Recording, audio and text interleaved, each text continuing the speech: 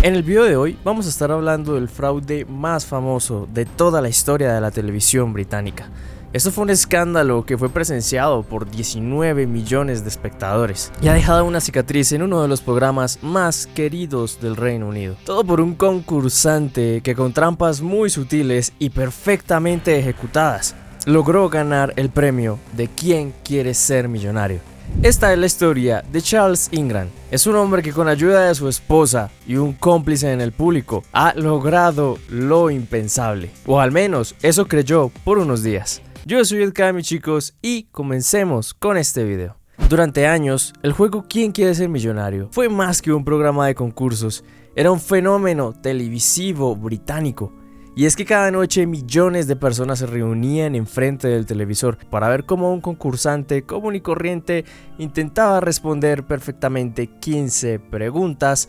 Cada vez se iban haciendo más difíciles, todo esto para ganar la suma de dinero que podría cambiar su vida para siempre.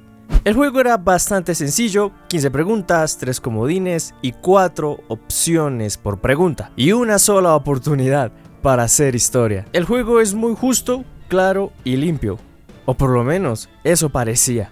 Y es que a lo largo de los años cientos de concursantes se han enfrentado a la famosa silla caliente. Algunos eran eruditos, otros eran personas que confiaban en la intuición, pero todos jugaban solos y esa era la regla no escrita del programa.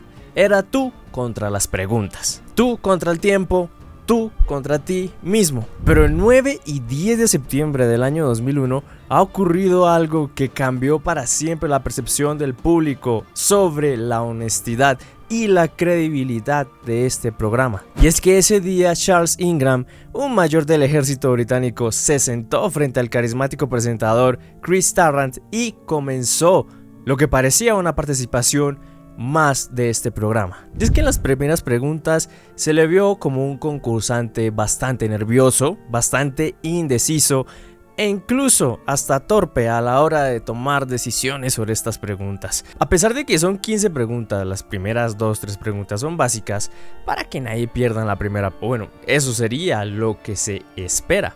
Ocurrió algo muy extraño, y es que Charles usó los comodines demasiado temprano, cambiaba de opinión constantemente, pero sin embargo acertaba la respuesta. Y no solamente acertaba la pregunta, sino que lo hacía con un patrón muy extraño. Y es que siempre hacía pausas demasiado largas, con la curiosidad de que repetía todas las opciones en voz alta, como esperando que una señal divina del cielo le diera la respuesta correcta. Pero curiosamente siempre le acertaba. Y es que la audiencia en ese momento no notó nada. Ni siquiera el presentador, que durante la grabación no mostró ni un solo signo de sospecha. Pero para la producción del programa sí había algo que no cuadraba. Y es que después de todo esto revisaron el episodio cuadro por cuadro, audio por audio. Y entonces fue que se dieron cuenta de lo que sucedió. O mejor dicho, lo que escucharon. Una simple tos. Y es que cada vez que Charles pronunciaba la respuesta correcta, había alguien en el público que tosía. Why? Well, but the reason I think it's cricket is because I'm sure. Yeah.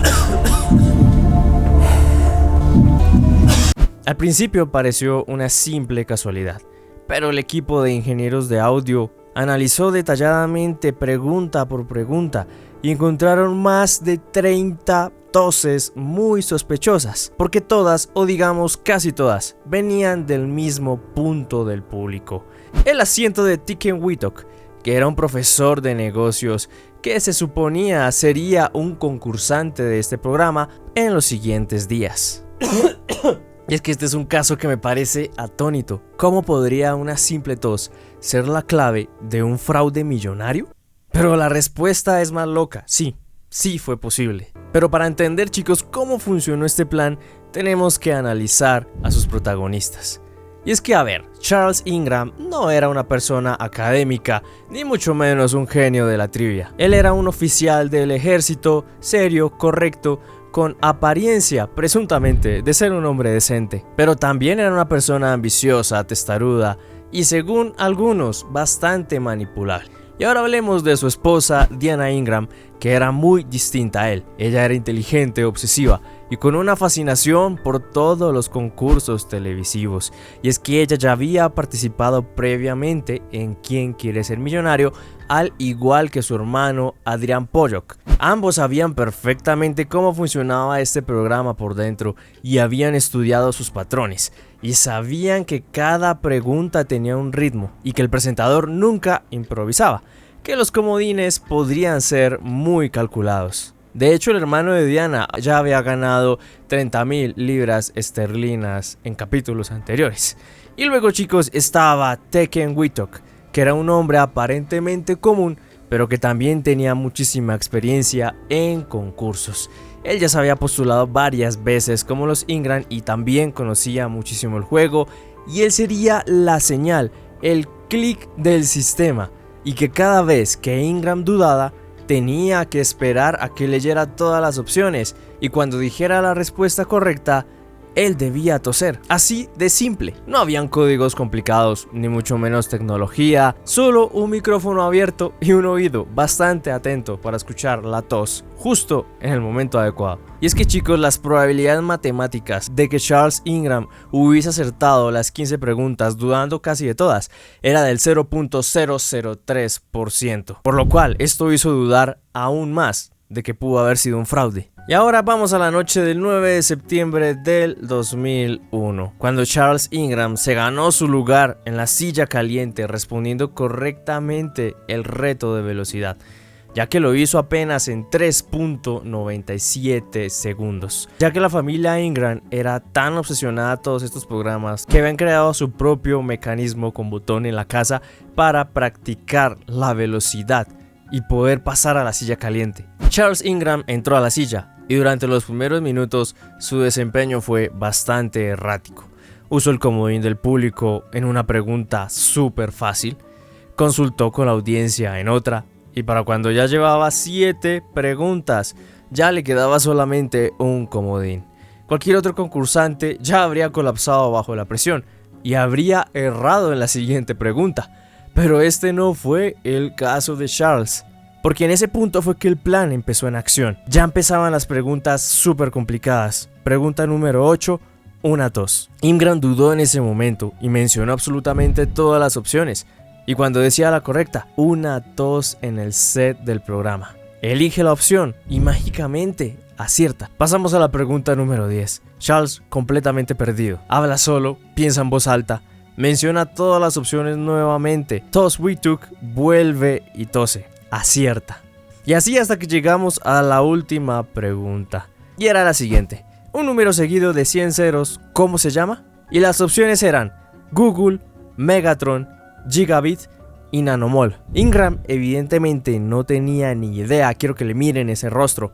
Pero luego entonces vuelve y aplica la técnica. Dice todas las opciones en voz alta. Menciona la respuesta Google y en ese momento tos en el set. I'm sure it's Google. Ingram lo nota y corrige la respuesta. Cambió de opinión y acertó. Charles Ingram ha ganado 1 millón de libras esterlinas en el programa ¿Quién quiere ser millonario? Pero después de que hubo la grabación de este programa, hubo algo que no cuadraba. Y es que Chris Tarrant, que era el presentador, él tenía una corazonada. La verdad que no podía explicarlo, pero la forma en que Ingram había jugado era muy extraña. Y él le dijo a los productores del programa que era la primera vez en tantos años presentando el programa que una persona que dudó tanto en cada pregunta acertó todo. Este patrón no era natural. Y así fue como el equipo de producción también no tardó en notarlo. Paul Smith, que fue el jefe del programa en ese entonces, mandó a revisar la grabación al detalle. Ingenieros de sonido analizaron cada pista de audio, aumentaron el sonido de volumen de fondo y entonces fue cuando se dieron cuenta de este patrón completamente irrefutable. Y es que cada vez que Charles decía la respuesta correcta, alguien tosía. Siempre la misma tos, siempre en el mismo lugar, en el asiento de Tekken Wittok. En ese momento el cheque del programa fue retenido y el premio no fue pagado. Todo esto pasó en el lapso de una semana y este caso fue entregado a la policía. Y también tengo que decirte que si te está gustando todo este contenido y quieres más historias de casos reales, curiosidades, este es el canal para ti. Te invito a que te suscribas, que des un buen like, también activa a los miembros del canal por si quieres apoyar un poco más. También este es mi Instagram. Y ahora continuemos al juicio, que fue el 19 de septiembre del año 2001. Y es que ese día Charles Ingram recibió una llamada inesperada. Mr. Ingram, we didn't meet. I am the managing director of Celador. Right. I think I should just get straight to the point. Yep. And effectively say what is a pre-prepared statement here. I have to tell you that we have suspicions from viewing the recording of last Monday's program and subsequently studying the tapes carefully that there were irregularities during the taping of the show in which you participated. Oh, good Lord. La producción del programa le ha informado que tienen sospechas y no le van a pagar el premio. Lo han citado a un juicio a declarar.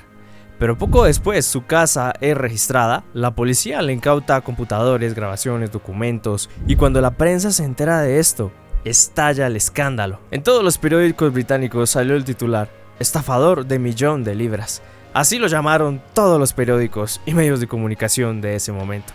Y en cuestión de días, Charles y Diana pasaron de ser una pareja anónima a ser el centro del huracán mediático británico. Todo este juicio empezó el 3 de mayo del año 2003 en la corte de Southwark en Londres. La fiscalía presentó su caso en torno a la grabación original, mostraron al jurado el episodio completo, evidentemente con las pruebas, señalando que cada vez que decía la respuesta correcta, había una tos. Y no solo eso, también hicieron un análisis acústico profesional que reveló que todas las toses venían de un mismo lugar, en donde estaba sentado el señor Wittock. Y además, Tevken negó haber tosido, hasta que las grabaciones desmintieron todo esto. Su excusa era que tenía alergias, pero los expertos en sonido han concluido que muchas de esas toses eran intencionadas, controladas, secas y oportunas. Así que chicos, el jurado no duró mucho en tomar una decisión. Y fue así como el 7 de abril del 2003 el veredicto fue unánime. Fueron culpables de fraude. Charles y Diana Ingram fueron condenados a 18 meses de prisión con una sentencia suspendida y Wittock recibió 12 meses. Ninguno de los tres iría a la cárcel a menos que reincidieran, pero la verdadera condena estaba por empezar. Tenemos que hablar del precio de la fama, pero hablemos de la mala fama, porque Charles fue destituido del ejército, perdió su rango, perdió su reputación, su sustento, y Diana fue ridiculizada públicamente. Todas sus hijas y su familia han crecido con un apellido manchado por la infamia. La familia Ingram tuvo que vender su casa, cambiarse de ciudad, prácticamente empezar de nuevo. Wittock también lo perdió todo, fue despedido de su trabajo, su carrera como profesor quedó completamente destruida, pues nadie quería asociarse con un estafador de concursos. Y aunque Charles apareció en algunos reality shows para poder sobrevivir, incluido uno en el que debía vivir con otra familia, jamás volvió a recuperar su imagen. Y hasta el día de hoy mantiene su inocencia. Asegura que fue víctima de una conspiración y que el juicio fue injusto, que las toses fueron sencillamente una coincidencia. Pero en todo el Reino Unido, este hombre quedó estigmatizado como el hombre que ganó 1 millón de libras sin saber las respuestas. Así es que cuéntame, ¿ya conocías una de las historias más surrealistas de toda la historia de los reality shows modernos? Y si quieres seguir conociendo todas estas historias irónicas de la vida, pero 100% reales, no olvides suscribirte. Y recuerda que a veces la línea entre el triunfo y la ruina es una simple tos. Adiós.